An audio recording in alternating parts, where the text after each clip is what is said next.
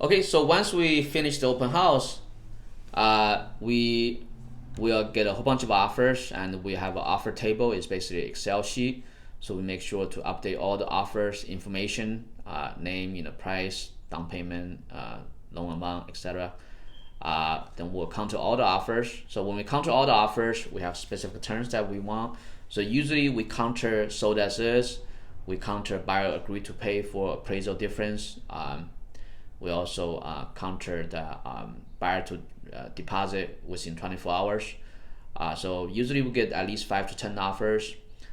So we tell them, hey, if you want this home, if you want to buy this home, you need to accept this counter. If not, we'll sell to somebody else. So once we finish that round, usually we'll decide who to pick as the buyer, and obviously which will consult the buyer.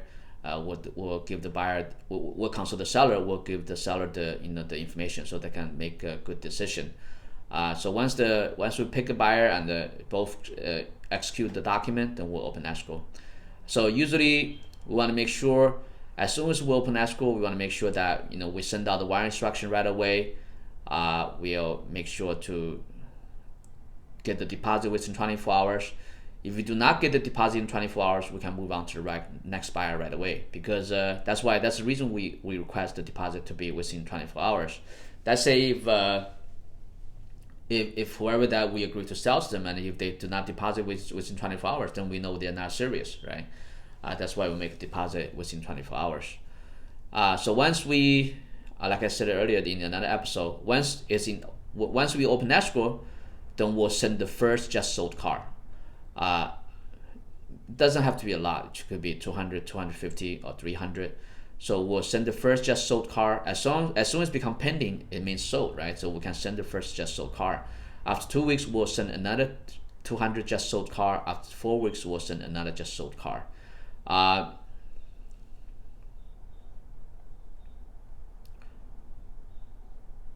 So once we open escrow, we'll also request the seller to give us a zero review. That's the best time, because we just sold their home. So then we're gonna help the buyer to arrange for inspection, help the buyer to arrange appraisal, inspection time, and also we'll keep a close eye on the buyer to remove the contingency removal.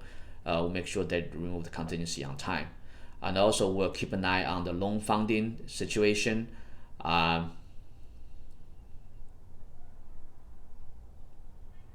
So let's say if the buyer they fell through, they could not get a loan, whatever, then we'll text all the buyers or call all the buyers that made the offer before, and replace this buyer as soon as possible.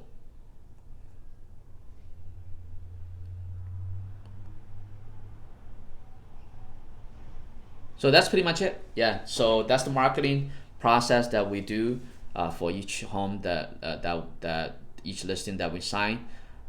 So basically, the idea is that maximum exposure, and you want to get as many people to see a home as possible, and also to leverage a listing to get more listing. Okay, this is Ray Chen. Until next time.